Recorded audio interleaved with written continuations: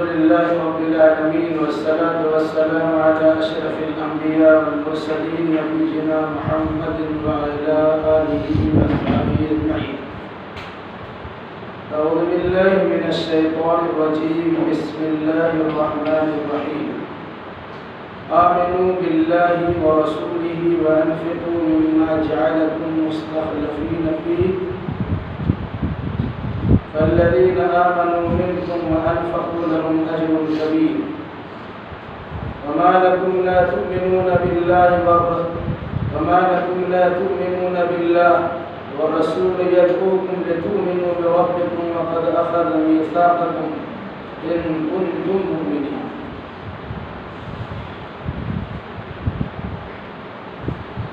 اس سے پہلے کی آیتوں میں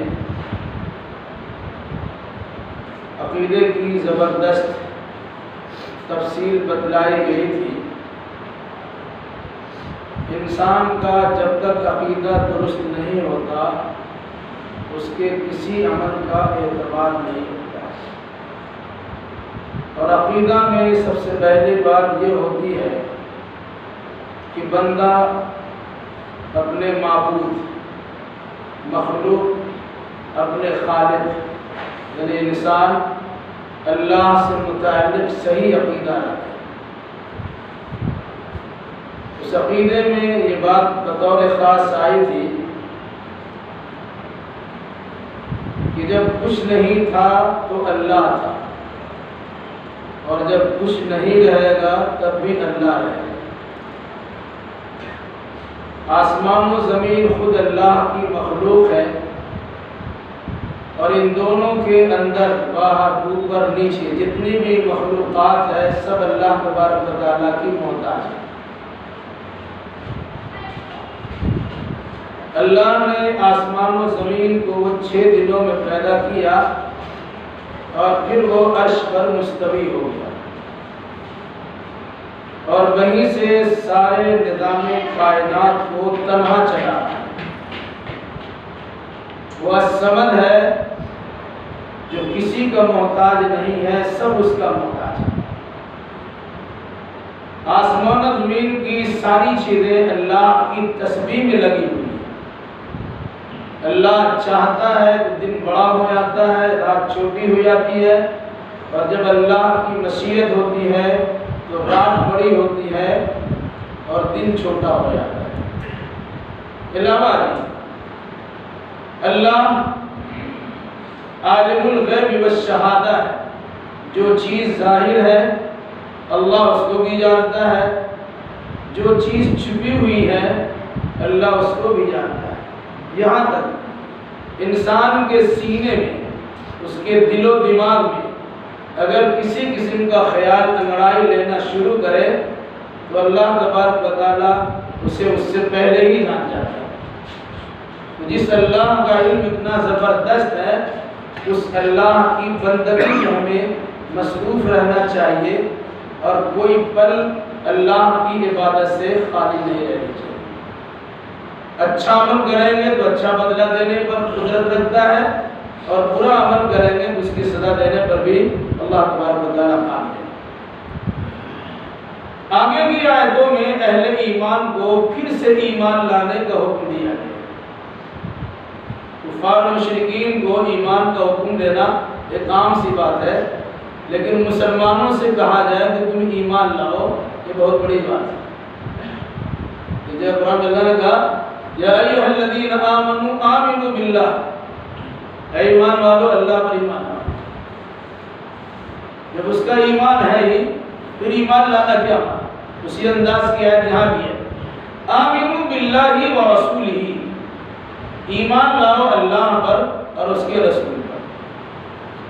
وَأَنْفِقُوا مِمَّا جَعَلَكُمْ مُسْتَخْلَفِينَ فِيهِ، اور خرچ کرو اس چیز میں سے جس کا اختیار اللہ نے تم کو دیا. فَالَّذِينَ آمَنُوا مِنْكُمْ، تو جو انسان تم میں سے ایمان لائے گا، وَأَنْفَقُوا، اور خرچ کرے گا، لَهُمْ أَجْرٌ كَبِيرٌ، ان کے لیے بڑا اجر و ثواب. اس آیت کی تفسیر میں مفسرین کی 2 رائے.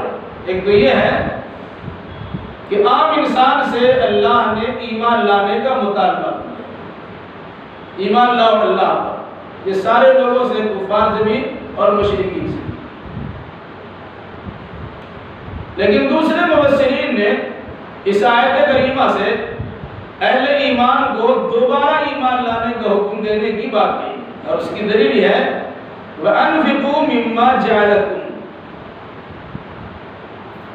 ایمان لانے کے فوراً بعد کسی کافر کو اللہ کی راہ میں خرچ کرنے کا حکم نہیں دیا گیا۔ یہاں کا ایمان لاؤ اللہ پر اور اس کے رسول پر، اور جو تمہارے پاس مال اللہ نے دیا اس کو خرچ کرو۔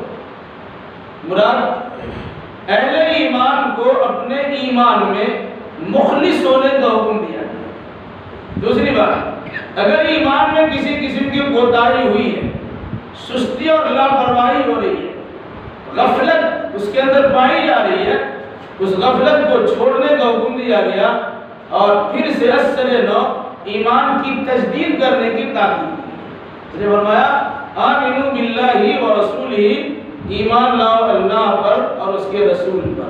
یعنی اگر اس سے پہلے تم نے ایمان کا دعویٰ کیا ہے کہ اللہ میں تمہارا ایمان ہے اور رسول اللہ میں تمہارا ایمان ہے، مسلمانوں میں کچھ ایسے افراد تھے اور آج بھی ہے کہ ایمان کا اظہار تو کر لیتے ہیں لیکن اللہ اس کے رسول کی فرما برداری کرنے میں کوتاہی برتتے ہیں۔ تو کہا جو لوگ ابھی نئے نئے ایمان لائے ہیں اور مسلمانوں کی جماعت میں شامل ہو گئے ہیں، وہ صرف رکھ رکھاؤ کی حد تک ہے، انہیں کہا گیا کہ تم مخلص مسلمان بنو اور مخلص ایماندار بنو، اور مخلص ایمان کی علامت یہ ہوگی جو مال تمہیں اللہ نے دیا ہے، جس مال کا اللہ نے تمہیں وارث بنایا ہے، جس مال کے خرچ کرنے کی اللہ نے تمہیں قدرت دی ہے، اس مال کو ایمان کی ترویج و اشاعت میں خرچ کرو۔ بہت بڑی چیز ہے، ایمان بھی لائیے اور خرچ بھی کیجیے۔ یا امید رکھتے ہیں ایمان لائیں گے تو کچھ ملے گا، وہاں اللہ نے کہا ایمان لاؤ اور خرچ کرو۔ مراد کیا ہے؟ اگر واقعی تم اللہ پر اور رسول اللہ پر مخلصانہ ایمان رکھتے ہو تو تمہیں سمجھنا ہوگا جو مال تمہارے پاس ہے اس مال کا مالک اللہ نے تم کو بنایا ہے۔ جب اللہ نے بنایا ہے تو اللہ کی مشیت چاہنے کے لیے، اللہ کی رضامندی کے حصول کے لیے، اللہ کی خوشنودی حاصل کرنے کے لیے تمہیں اس مال کو خرچ کرنا پڑے گا۔ فرمایا وَأَنْفِقُوا مِمَّا جَعَلَكُمْ مُسْتَخْلَفِينَ فِيهِ، خرچ کرو اس میں سے جس کا تمہیں اللہ نے وارث بنایا ہے۔ مال کسی دوسرے کے پاس تھا، ابھی تمہارے پاس ہے، تمہارے باپ دادا کے پاس تھا، اب تمہارے پاس ہے۔ تو پہلے کسی اور کے پاس مال تھا، ابھی اللہ کی مشیت ہوئی، اللہ نے تم کو مال دے دیا، تو تمہاری ذمہ داری ہے جس مال کا وارث اللہ نے تمہیں بنایا ہے اس مال کو اللہ کے نام پہ خرچ کرو۔ فَالَّذِينَ آمَنُوا مِنْكُمْ، جو ایمان والے تم میں سے، جو لوگ تم میں سے ایمان لائیں، وَأَنفَقُوا، اور اللہ کی راہ میں خرچ کریں، لَهُمْ أَجْرٌ كَبِيرٌ، ان کے لیے بڑا اجر و ثواب ہے۔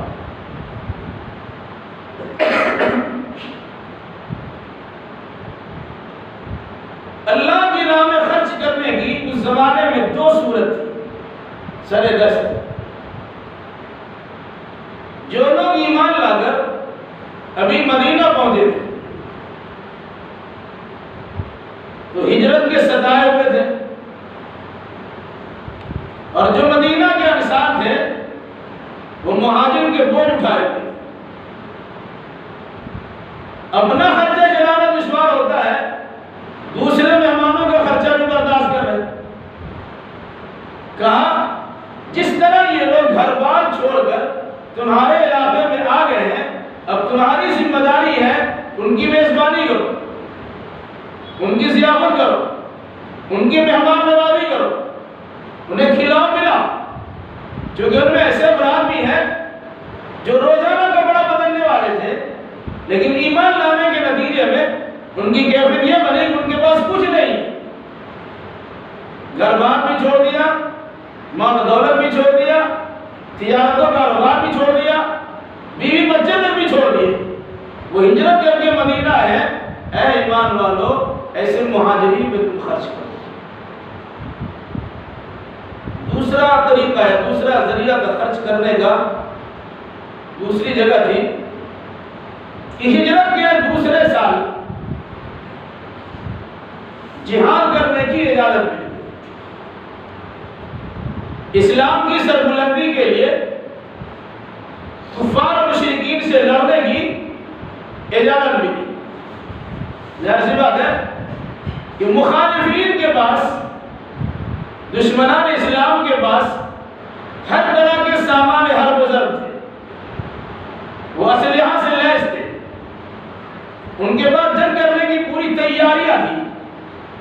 اور یہاں مسلمانوں کا حال یہ ہے کہ جو لوگ ہجرت کر کے ان کے پاس تو کچھ نہیں ہے، جو یہاں انصار ہے وہ مہاجرین کا بوجھ اٹھا ان کا خرچہ برباد کر رہے ہیں۔ اس کے باوجود اللہ نے کہا کہ خرچ کرو اللہ کی راہ میں، ایک تو ان غریب و نادار مسلمانوں کی کفالت کرو، اور دوسرا اعلاء کلمت اللہ کے لیے جنگ کرنے کی باری آ جائے اس راستے میں خرچ کرنے سے ڈرے مت۔ ظاہر سی بات ہے یہ وہی انسان کر سکتا ہے جو واقعی پکا مومن ہو۔ اگر دنیا کو دکھانے کے لیے، ریا و نمود کے لیے، یا کسی اور اسباب و وسائل کے حصول کے لیے وہ ایمان قبول کیا ہوگا تو نہ اپنا تجوری سے نکال کے مال خرچ کرے گا اور نہ اپنی جان کا نذرانہ پیش کرنے کے لیے میدان جنگ میں حاضر ہوگا۔ کہا جان بھی لے کے جاؤ اور مال بھی لے کے جاؤ۔ بہت سے ایسے افراد ہیں جو لڑنے کے لیے تیار ہیں لیکن اس کے بعد ہتھیار نہیں ہے، وہ کریں گے کیا؟ انہیں ہتھیار مہیا کرو، انہیں سواری مہیا کرو، ان کی کفالت کرو۔ اگر یہ گھر بار چھوڑ کے میدان جنگ میں پہنچے ہوئے ہیں، ان کے گھر کے لوگوں کی ذمہ داری قبول کرو۔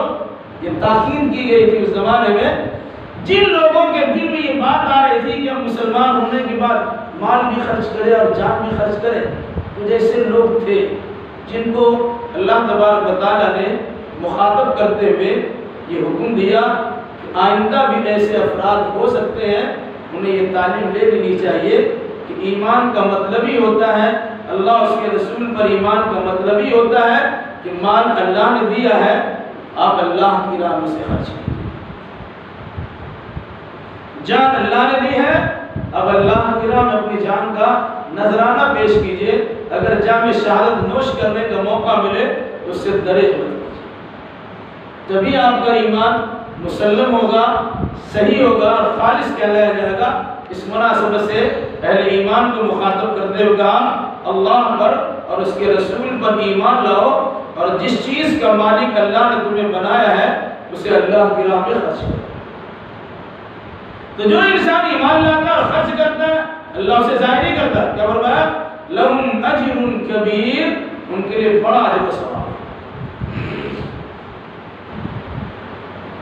وما لكم لا تؤمنون بالله والرسول يدعوكم لتؤمنوا بربكم وقد اخذ ميثاقكم ان كنتم مؤمنين۔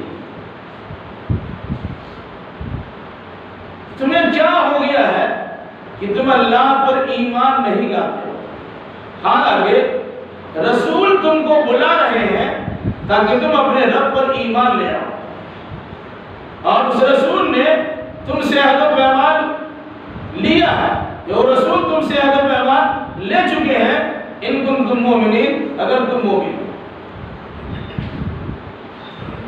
اس آیت کے انداز سے بھی پتہ چلتا ہے کہ اللہ نے اہل ایمان ہی کو مخاطب کیا۔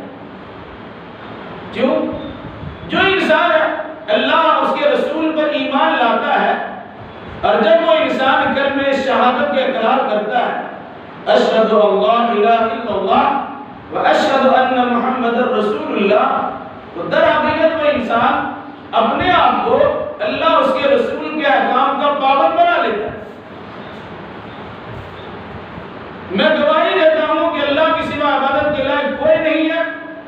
تو آپ کو عبادت کرنا ہی کرنا ہو. اور میں گواہی دیتا ہوں کہ محمد صلی اللہ علیہ وسلم اللہ کے رسول ہے، تو اللہ کی عبادت میں رسول اللہ کی اطاعت کرنا ہی کرنا ہے.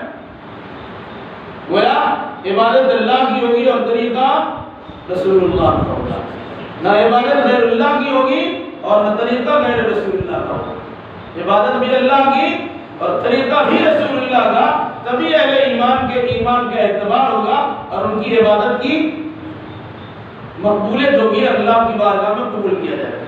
تو فرمایا تمہیں کیا ہو گیا ہے کہ تم اللہ پر ایمان نہیں لاتے، حالانکہ والرسول یدعوکم، رسول تم کو دعوت دے رہے ہیں، یعنی اللہ کی بندگی کا حق ادا کرنے کا درس اللہ کے رسول تم کو دے رہے ہیں.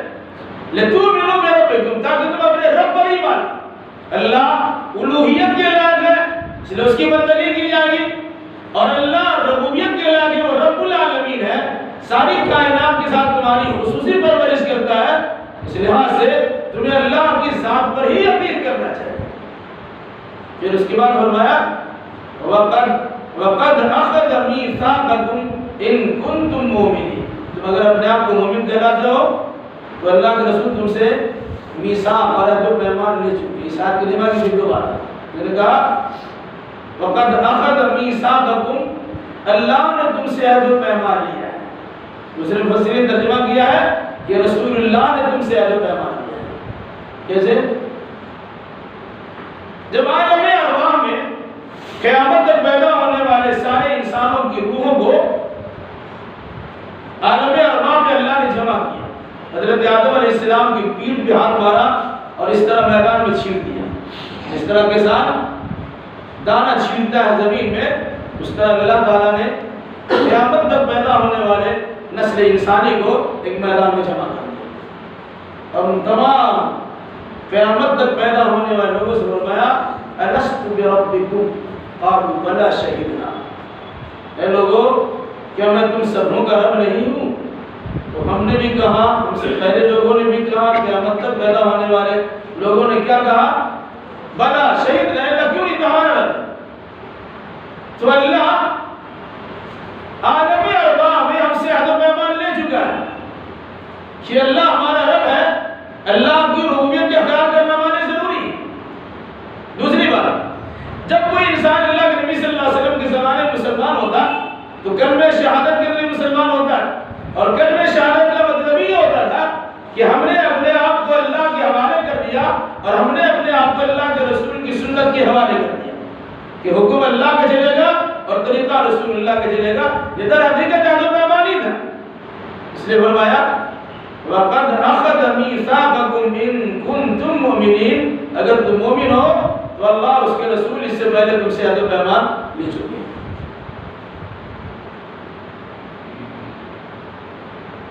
وَالَّذِي يُنَزِّلُ عَلَىٰ عَبْدِهِ آيَاتٍ بَيِّنَاتٍ لِيُخْرِجَكُم مِّنَ الظُّلُمَاتِ إِلَى النُّورِ وَإِنَّ اللَّهَ بِكُمْ لَرَءُوفٌ رَحِيمٌ. وہی اللہ ہے جو اپنے بندے پر اتارتا ہے واضح آیتیں لِيُخْرِجَكُم مِّنَ الظُّلُمَاتِ إِلَى النُّورِ، تاکہ اللہ کا یہ بندہ تم کو تاریکیوں سے نکال کر روشنی کی طرف لے آئے. وَإِنَّ اللَّهَ بِكُمْ لَرَءُوفٌ رَحِيمٌ، اور اللہ تبارک و تعالیٰ تمہارے ساتھ بڑی شفقت کرنے والا اور بڑی مہربانی کرنے والا ہے.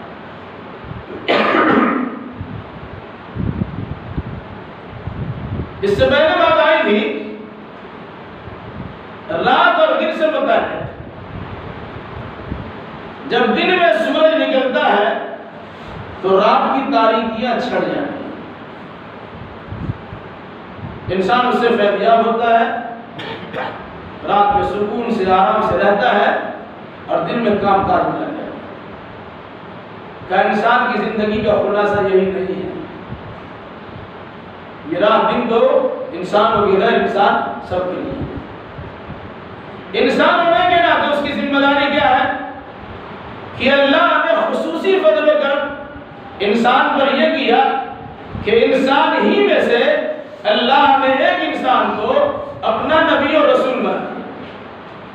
اس سے پہلے تو آتا ہی رہا خود اللہ کے نبی کے زمانے کی بات کہ اللہ نے ان انسانوں میں سے ایک انسان کو یعنی محمد بن عبداللہ کو نبی اور رسول بنایا، جسے اللہ نے بطور خاص لفظ عبد سے تعبیر کیا ہے۔ عبدیت ایک بہت بڑا مقام ہے، بندہ بن جانا بہت بڑا مقام ہے۔ انسان کا غلام رہیے گا تو کچھ درجہ نہیں، انسان کا بندہ بن کے رہنے تو ذلت و خواری ہے، لیکن اگر کسی انسان کو اللہ کا بندہ ہونے کا شرف حاصل ہو گیا یہ سب سے اعلیٰ مقام۔ کیوں؟ قرآن مجید میں جہاں اللہ کے نبی صلی اللہ علیہ وسلم کی عبدیت کا بندہ ہونے کا تذکرہ کیا ہے، وہاں اللہ تبارک و تعالیٰ نے بہت بڑی رفعت اور فضیلت کی بات بیان کی، جیسے تبارک الذی نزل علی عبدہ الفرقان لیکون للعالمین نذیرا۔ اللہ کی ذات بڑی بابرکت ہے جس نے اپنے بندے خاص محمد الرسول اللہ صلی اللہ علیہ وسلم پر فرقان یعنی قرآن کو نازل کیا تاکہ یہ دنیا والوں کے لیے بشیر و نذیر بن جائے۔ سارے انسانوں میں چن کر اللہ نے محمد الرسول اللہ کو نبی بنایا۔ اس نبی بنائے جانے پر جو اللہ نے کتاب نازل کی ہے اس کتاب کے نزول کے ساتھ ابدیت کا تذکرہ کیا۔ ان کنتم فی ریب مما نزلنا علی عبدنا، اے لوگوں اگر تم کو اس کتاب پر شک ہے جس کو ہم نے اپنے بندہ میں اتارا، تو نبوت اور رسالت بہت بڑی چیز ہے، اور اگر کسی انسان کو آخری نبوت مل جائے یہ اور سب سے بڑی چیز ہے۔ اس جگہ اللہ نے محمد رسول اللہ کو رسول کہنے کے بجائے عبد کہا ہے۔ اور دنیاوی اعتبار سے اگر ظاہر طور پہ دیکھا جائے تب بھی یہ چیز سمجھ میں آ سکتی ہے کہ جب اللہ نے محمد رسول اللہ صلی اللہ علیہ وسلم کو معراج کرایا جو بظاہر سب سے اعلیٰ مقام منصب ہے، تو وہاں بھی اللہ تبارک و تعالیٰ نے لفظ عبد کا تذکرہ کیا، سبحان الذی اسری بعبدہ لیلا من المسجد الحرام الى المسجد الاقصی الذی بارکنا حولہ۔ اللہ کی ذات پاک ہے جس نے اپنے بندے کو مسجد حرام سے اٹھایا اور مسجد اقصی تک پہنچا دیا۔ یہ معراج کی زمینی سفر ہے، اور جب اللہ تبارک و تعالیٰ نے ساتواں آسمان کی بلندی بنایا رفعوها الی عبدہ ما اوحی، اللہ کو جو وحی کرنا تھا پیغام دینا تھا اپنے بندے کو پیغام دیا۔ تو لفظ عبد کے ذریعے سے اللہ نے محمد الرسول اللہ کی رفعت شان کا اور ان کی بزرگی کا تذکرہ کیا۔ کوئی انسان انسان کا بندہ بنتا ہے وہ غلام کہلاتا ہے، وہ ذلیل حقیر کہلاتا ہے، لیکن اگر کسی انسان کو اللہ کا بندہ ہونے کا شرف حاصل ہو جائے یہ عظیم المرتبہ اور بڑا درجہ والا ہوتا ہے۔ کیا فرمایا؟ هو الذی ينزل علی عبدہ، وہ اللہ ہے جو اتارتا اپنے بندے پر یعنی محمد صلی اللہ علیہ وسلم پر آیات بینات، واضح آیت، کھلی ہوئی باتیں، کیوں؟ لِيُخْرِجَكُم مِّنَ الظُّلُمَاتِ إِلَى النُّورِ۔ بندگی کا تذکرہ کرتے ہوئے آپ کلمہ شہادت پڑھتے ہیں وَأَشْهَدُ أَنَّ مُحَمَّدًا عَبْدُهُ وَرَسُولُهُ، پہلے محمد الرسول اللہ کی ابدیت کا اقرار کرتے ہیں، اس کے بعد میں محمد الرسول اللہ کی رسالت کا تذکرہ کرتے ہیں۔ کوئی انسان بندہ نہیں بنے گا تو اللہ کا مقرر نہیں بن سکتا ہے۔ جب سب سے بڑا مقرر بندہ ہوتا ہے تو وہ نبی اور رسول ہوتا ہے، اور نبی اور رسول میں سب سے بڑا مقام ہے جو خاتم الرسول ہونے کا ہے، اس کے لیے اللہ تبارک و تعالیٰ نے محمد بن عبداللہ کے لیے خاص طور سے عبد کا لفظ استعمال کیا۔ فرمایا لِيُخْرِجَكُم مِّنَ الظُّلُمَاتِ إِلَى النُّورِ، یہ واضح آیت ہے اپنے بندے پر اللہ اس لیے اتارتا ہے تاکہ اللہ تاریکیوں سے نکالے اور روشنی کی طرف لے۔ یہاں پر بھی ایک اور حکمت کی چیز ہے، قرآن میں جہاں کہیں روشنی کا تذکرہ کیا ہے اس کے لیے اللہ نے لفظ نور استعمال، نور جو ہے واحد ہے، یہ جمع نہیں ہے، لیکن جہاں گمراہی کا تذکرہ کیا ہے تو وہاں ظلمات کا لفظ استعمال کیا ہے، بہت ساری اندھیریاں، مختلف قسم کی تاریکیاں۔ فرمایا کیا؟ لِيُخْرِجَكُم مِّنَ الظُّلُمَاتِ، ہر قسم کی تاریکیوں سے نکالے، اور کہا ہے اِلَى النُّورِ، روشنی کی طرف، اور روشنی صرف اللہ کی طرف سے ملتی ہے۔ روشنی ایک ہے جو تمام در تاریکیوں کا پردہ چاک کرنے کے لیے کافی ہے، شرک کی گمراہی ہو، کفر کی تاریکی ہو، عقیدے کی خرابی کی تاریکی ہو، عوام و خرافات کی تاریکی ہو، نفاق کے مرض کی تاریکی اور اندھیرا پن ہو، یہ ساری تاریکیاں، الحاد و دہریت کی تاریکیاں ہو، ان تمام کو دور کرنے کے لیے صرف ایک نور کافی ہے، جو نور اللہ کی جانب سے میسر ہوتا ہے۔ وہ نور قرآن کی شکل میں آپ کے پاس موجود ہے، اور اس کی تشریح اللہ کے نبی صلی اللہ علیہ وسلم کی احادیث کی روشنی میں کیا فرمایا؟ وہ اللہ اپنے بندے پر واضح آیتوں کو اتارتا ہے تاکہ تم کو تاریکیوں سے، گمراہیوں سے، ہر قسم کی اندھیریوں سے نکالے اور روشنی کی طرف لے۔ اس کو سورہ بقرہ میں اس طرح بیان کیا گیا، اللہ ولی الذین آمنوا یخرجہم من الظلمات الی النور والذین کفروا اولیاءہم الطاغوت یخرجونہم من النور الی الظلمات۔ اللہ ہے ایمان کا دوست ہے، انہیں تاریکیوں سے نکالتا ہے اور روشنی میں لاتا ہے، اور شیطان کافروں کا دوست ہے، انہیں روشنی سے نکالتا ہے اور گمراہی کے دلدل میں ڈھکیل دیتا ہے۔ تو گمراہیاں مختلف قسم کی ہوتی ہیں، اس لیے قرآن اسے ظلمات کا کہ جمع کے لفظ کے ساتھ استعمال کیا ہے، اور روشنی ایک ہی ہوتی ہے کہ جو تمام تر گمراہیوں کا کی جڑ کاٹ کے رکھ دے، اس لحاظ سے قرآن مقدس میں نور واحد استعمال کیا گیا۔ وَإِنَّ اللَّهَ بِكُمْ لَرَءُوفٌ رَحِيمٌ، بے شک اللہ تبارک و تعالیٰ تمہارے ساتھ بڑی شفقت کرنے والا ہے اور بڑا ہی مہربان ہے۔ اللہ کی شفقت و رحمت کے نتیجے میں انسان کو قرآن جیسی کتاب ملی اور محمد الرسول اللہ جیسے نبی ملے۔ اس لیے ہمیں اپنی خوش قسمتی پر اللہ تبارک و تعالیٰ کا خصوصی شکریہ ادا کرنا چاہیے کہ اللہ کی رحمت بھی ہمارے ساتھ ہے اور اللہ کی شفقت بھی ہمارے ساتھ ہے۔ وَمَا لَكُمْ أَلَّا تُنْفِقُوا فِي سَبِيلِ اللَّهِ وَلِلَّهِ مِيرَاثُ السَّمَاوَاتِ وَالْأَرْضِ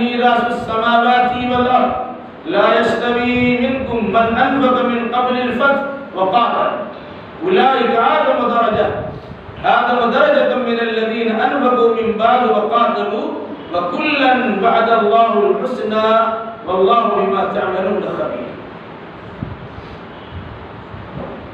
اور تمہیں کیا ہو گیا ہے کہ تم اللہ کی راہ میں خرچ نہیں کرتے ہو؟ یعنی تم اللہ کی راہ میں خرچ کیوں نہیں کرتے؟ وجہ کیا ہے؟ جبکہ وَلِلَّهِ مِيرَاثُ السَّمَاوَاتِ وَالْأَرْضِ، آسمان و زمین کی ساری میراث تو اللہ کی ہے، ملکیت اللہ کی ہے۔ اللہ وقتی طور سے کچھ لوگوں کو دیا تھا، ان کا خاتمہ ہو گیا، ان کو بعد والے کو ملا، ان کا خاتمہ ہو گیا بعد والے کو ملا، تمہارے باپ دادا کو ملا تھا، ان کا خاتمہ ہو گیا تم کو ملا، تمہارا خاتمہ ہوگا تمہارے بچے کو ملیں گے، تمہارے بچوں کا خاتمہ ہوگا پوتے پر پوتے کو ملیں گے۔ اخیر کا معاملہ کیا ہوگا؟ پھر وہ چیز اللہ کے پاس لوٹ کے جائے گی، کیونکہ پہلے اللہ کہہ چکا ہے اول والآخر، وہی شروع میں بھی ہے وہی آخر میں، پہلے بھی اللہ اور بعد میں بھی اللہ۔ تو یہ آسمان و زمین کی ساری دولت اللہ کی میراث ہے، وقتی طور سے ہمیں آپ کو دیا گیا ہے، اسے اللہ کے راہ میں خرچ کرنے سے گریز نہیں کرنا ہے۔ فرمایا کیا ہو گیا ہے کہ تم اللہ کی راہ میں خرچ نہیں کرتے ہو، حالانکہ اللہ ہی کے لیے آسمان و زمین کی میراث قدر موروثی جگہ ہے، یہ باپ دادا کی جگہ ہے، ایک میراث تر کا وراثت تو اللہ ہی کی۔ پھر صحابہ کرام میں جو لوگ فتح مکہ سے پہلے مسلمان تھے اور جو لوگ فتح مکہ کے بعد مسلمان تھے، ان دونوں قسم کے صحابہ میں مقام منصب کے اعتبار سے فرق کیا گیا۔ درجہ کس کا بڑا ہوا ہے اور درجہ تھوڑا سا گھٹا ہوا کس کا ہے، اس کی مداد کی گئی، لیکن اس کا یہ مطلب ہرگز نہیں ہے وہ صحابہ کا درجہ گھٹ کے اور لوگوں کا درجہ بڑھ جائے اور ان کا درجہ گھٹ جائے۔ یہ ان صحابہ کے بارے میں کیا کہا قرآن نے؟ لا يستوي منكم من انفق من قبل الفتح وقاتل، تم میں سے جو انسان فتح مکہ سے پہلے خرچ کیا یا فتح مکہ سے پہلے قتال و جہاد کیا وہ برابر نہیں.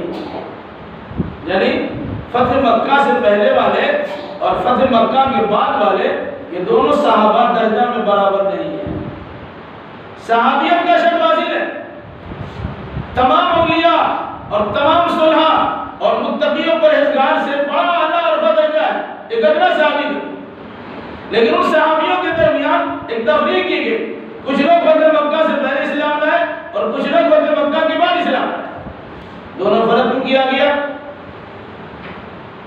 فتح مکہ سے پہلے ایک تو افراد کم تھے, مخالفت زوروں پہ چل رہی تھی, مال اسباب بھی نہیں تھے, اللہ کی راہ میں لڑنے کے لیے جہاد کرنے کے لیے ہتھیار کی بھی ضرورت تھی, ان غریب و نادار کی کفالت کے لیے مال کی بھی ضرورت تھی. تو جو انسان فتح مکہ سے پہلے مال خرچ کیا اور جو انسان فتح مکہ سے پہلے بے سر و سامانی کے عالم میں اعلاء کلمت اللہ کے لیے جنگ و جدال کیا, یقیناً اس کا درجہ ان لوگوں سے بڑا ہے جو لوگ فتح مکہ کے بعد اسلام لائے. کہ فتح مکہ کے بعد تو افراد کی کثرت ہو گئی اور فتح مکہ کے بعد جو جنگوں میں اور غزوات میں اور سرایا میں کامیابی ملی جس کے نتیجے مال غنیمت آنا شروع ہو گئے تو مسلمانوں کی کوئی فارغ البانی کا دور آ گیا.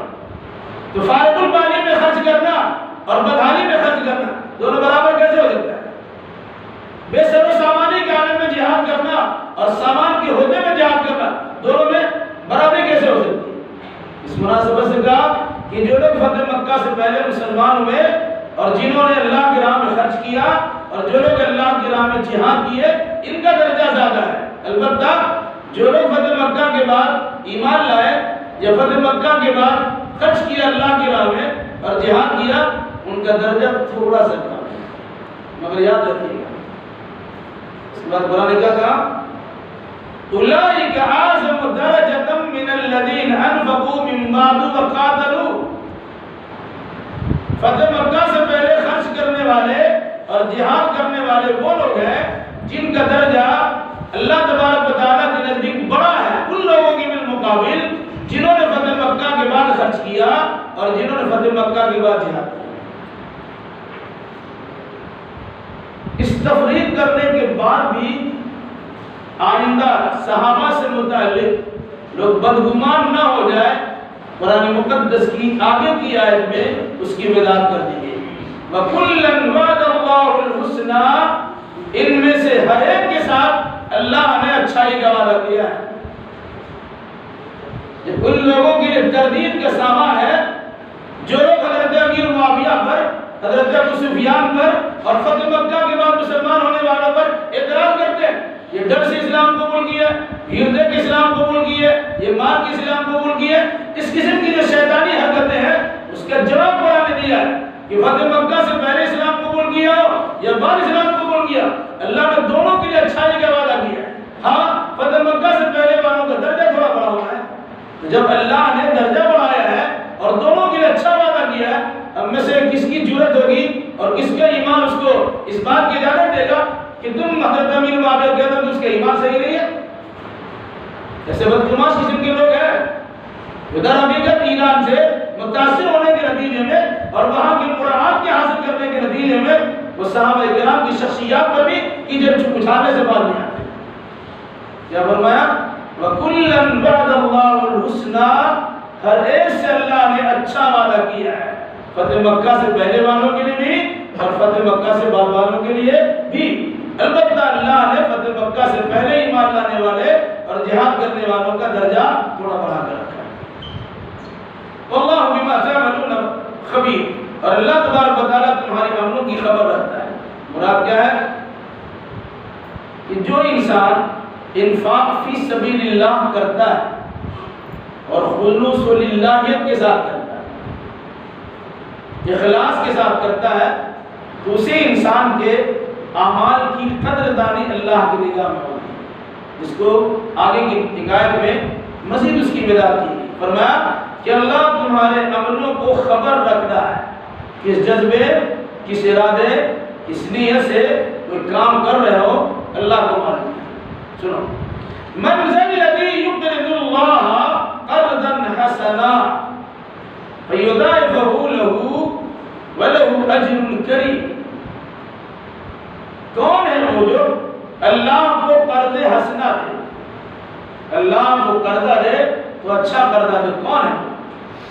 فیضاعفہ لہ، اللہ اسے بڑھا چڑھا کے دے گا، وَلَهُ أَجْرٌ كَرِيمٌ، اور اس کے لیے اللہ تبارک و تعالیٰ نے زبردست اجر و ثواب رکھا ہے۔ اللہ کو قرضہ دینا کیا مانا؟ قرضہ تو کسی غریب کو دیا جاتا ہے یا کسی عام آدمی کو دیا جاتا ہے۔ اللہ نے قرض مانگا، جو انسان اللہ کی راہ میں خرچ کرتا ہے اخلاص کے ساتھ، ریا و نمود سے دور رہ کر صرف اللہ کی رضامندی کے حصول کے لیے، تو اللہ اسے قرض حسنہ تصور کرتا ہے۔ آپ نے کسی بندہ کو دیا، دائیں ہاتھ سے دیا، بائیں ہاتھ کو خبر نہ، آپ نے کسی غریب و نادار کو دیا، اس پر احسان نہیں دیا۔ ایک آدمی احسان کیا، بغاوت شروع کر دیا، آپ کا تو گیا کام، مال بھی برباد ہوا، اب عذاب سے بھی کچھ آ، ایمان بھی آپ کا سر ہو جائے۔ اگر آپ نے ریا و نمود کے ساتھ دیا تو جو انسان ریا دکھاوے کے لیے کوئی عبادت کرتا ہے اس کو اللہ کے نبی نے شرک سے تعبیر کیا۔ بہرحال تو جو انسان اخلاص کے ساتھ قرض دیتا ہے اللہ کو، اس کی شکل ایسا نہیں کہ اللہ کو مال دے دیا، اللہ کھانا کھلا دیا، نہیں، اللہ کے دین کی ترویج و ارشاد کے لیے خرچ کرتا ہے، کسی غریب و نادار کی حمایت کرتا ہے، مساجد و مدارس کی تعمیر میں لگاتا ہے، جہاد فی سبیل اللہ کے خرچے میں خرچ کرتا ہے۔ یہ سب وہ چیزیں ہیں جو در حقیقت اللہ کو قرضہ دے رہے ہیں۔ جب قرضہ آپ نے دیا ہے تو قرضہ واپس کیا جاتا ہے، اب واپسی کی امید رکھتے ہوئے بھی قرض دیتے ہیں۔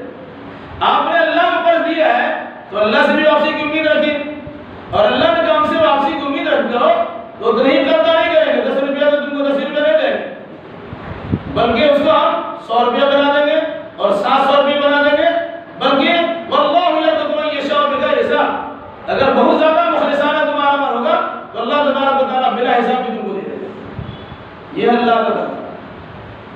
تو اگر ہم نے اللہ کو قرض دیا ہے اللہ کی رضامندی کے لیے، اللہ کو خوش کرنے کے لیے، ریا و نمود سے دور ہو کر کسی پر احسان جتانے سے پرہیز کرتے ہوئے، تو اللہ کا شکر ادا کرنا چاہیے کہ اللہ نے صرف قرض حسنہ سے تعبیر کی، جبکہ اللہ ہی نے دیا ہے۔